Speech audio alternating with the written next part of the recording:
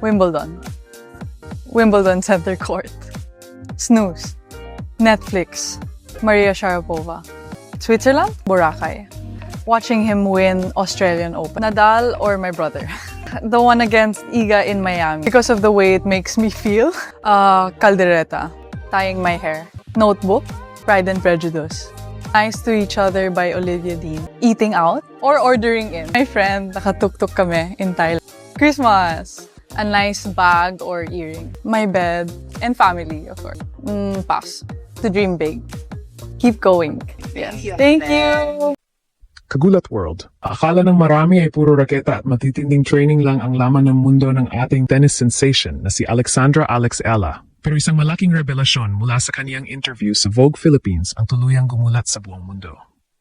Sa likod ng kaniyang mga world-class na palo at mga medalyang nakasabit sa kaniyang league, lumantad ang isang bersyon ni Alex na sadyang napaka-simple at napaka-Pinoy na hindi natin inaasahan.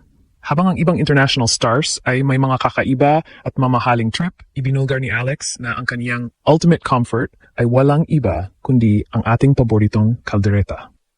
Ang pagiging fan ni Alex sa pagkaing Pinoy sa kabila ng kaniyang pagtira sa Europe ay nagpapakita na kahit gaano pa kalayo ang kaniyang narating, ang kaniyang puso at panlasa ay nananatiling nakaugat sa kaniyang pinagmulan.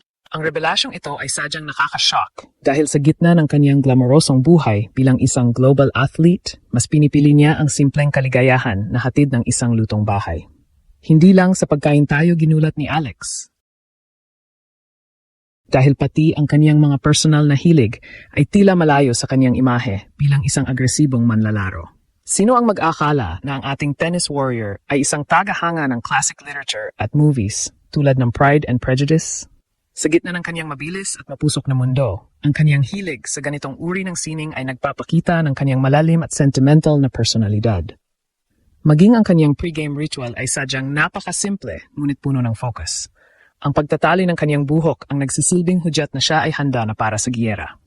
At kung titingnan mo ang loob ng kaniyang bag, hindi lang sapatos at bola ang iyong makikita, kundi isang notebook na kaniyang laging bit-bit saan man magpunta. Ang mga maliliit na detalyeng ito ang nagbibigay sa atin ng sulyap sa totoong pagkatao ni Alex na hindi nakikita sa mga highlights ng kaniyang mga laban. Ang kaniyang mga sagot sa rapid-fire questions ay tila naging isang refreshing breeze sa mundo ng sports na puno ng tensyon at pressure. Sa kaniyang pakikinig sa kantang Nice to Each Other ni Olivia Dean, ipinapakita ni Alex ang kaniyang vibe na masaya at kalmado sa labas ng court. Para sa kaniya, ang pinaka-importanteng oras ay hindi ang kaniyang mga championship matches, kundi ang simpleng pagkain kasama ang kaniyang pamilya. Maging ito man ay pagkain sa labas o pag-order lamang sa bahay.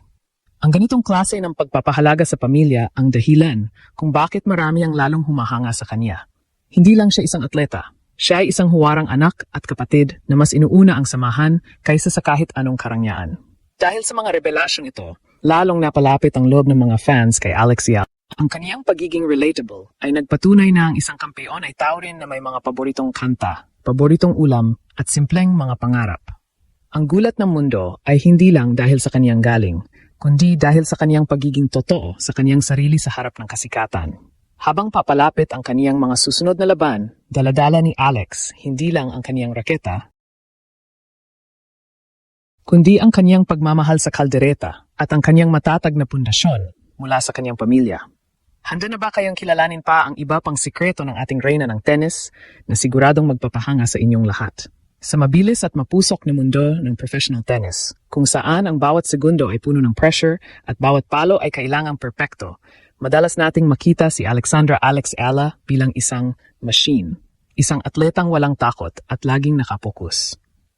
Ngunit sa kanyang kamakailang pakikipagtsikahan sa Vogue Philippines, tuluyan niyang ginulat ang mundo nang ipakita niya ang kaniyang human side. Sa serye ng rapid-fire questions, lumabas ang isang Alex Ella na hindi natin nakikita sa TV.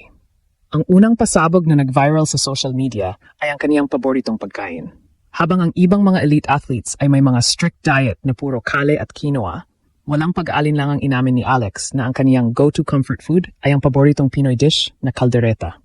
Isipin niyo, kahit nakabase siya sa Spain at nililibot ang mundo, ang kaniyang panlasa ay sadyang Pinoy na Pinoy.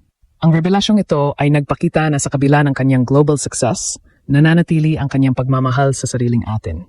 Hindi lang sa kusina may sorpresa si Alex dahil maging ang kanyang pre-game ritual ay sadyang napakasimple pero punong-puno ng simbolismo. Sinabi niya na bago siya pumasok sa court, ang kanyang ginagawa ay ang tying my hair. Para sa kaniya, ang pagtatali ng kanyang buhok ay hindi lang para hindi ito humarang sa kanyang paningin. Ito ay ang kaniyang paraan para i-switch ang kaniyang utak mula sa pagiging isang masayahing dalaga patungo sa pagiging isang mapanganib na tennis warrior. Kapag ang buhok ay nakatali na, hudyat na iyon, natapos na ang biro at simula na ng seryosong bakbakan. Ito ang kaniyang bersyon ng pagsusuot ng battle armor na nagbibigay sa kanya ng mental focus na kailangan niya para itumba ang kaniyang mga world-class opponents. Isa pa sa mga revelasyong nagpaangat sa kilay na marami ay ang laman ng kaniyang bag. Karaniwan na sa isang tennis player na may bit-bit na extra strings, grips at energy gels. Pero si Alex ay may bit-bit na notebook. Sa digital age na ito kung saan lahat ay nasa cellphone, pinipili ni Alex ang tradisyonal na paraan ng pagsusulat. Ang notebook na ito ay tila nagsisilbing kaniyang confession room o strategy book kung saan itinatala niya ang kaniyang mga obserbasyon, kaisipan at marahil ay ang kaniyang mga pangarap. Ang pagkakaroon ng ganitong unusual thing sa kanyang bag ay nagpapatunay na si Alex ay isang mapag-isip at mapag-obserbang tao, isang katangian na sadyang kailangan sa loob ng court upang mabasa ang galaw ng kalaban. Dahil sa mga sagot na ito, lalong lumawak ang paghanga ng mga fans sa kaniya. Hindi na lang siya basta isang poster girl para sa sports. Siya ay naging isang inspirasyon na nagpapakita na pwedeng-pwede mong panatilihin ang iyong pagiging simple sa gitna ng kasikatan. Ang kaniyang hilig sa pagkain ng kaldereta at ang kaniyang notebook ay naging simbolo ng kaniyang pagiging grounded. Ang mundong gulat na gulat sa kaniyang galing sa court ay mas lalong nabilib sa kaniyang karakter sa labas nito. Ito ang dahilan kung bakit si Alex Ayala ay hindi lang basta sikat.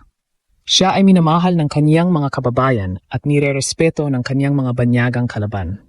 Sa pagpapatuloy ng mga revelasyong ito ni Alex Ayala sa Vogue Philippines, mas lalong lumalim ang paghanga ng mga fans nang ibahagi niya ang kaniyang mga hilig na malayo sa ingay ng stadium. Sino nga ba ang mag-aakala na ang ating tennis star na sanay sa matitinding labanan at pisikal na bakbakan ay may classic soul pala? Inamin ni Alex na ang pinakahuli niyang napanood na movie at show ay ang Pride and Prejudice. Ang pagkagusto niya sa kwentong ito ni Jane Austen ay nagpapakita ng kaniyang pagpapahalaga sa sining, kasaysayan at sa mga kwentong may lalim at emosyon.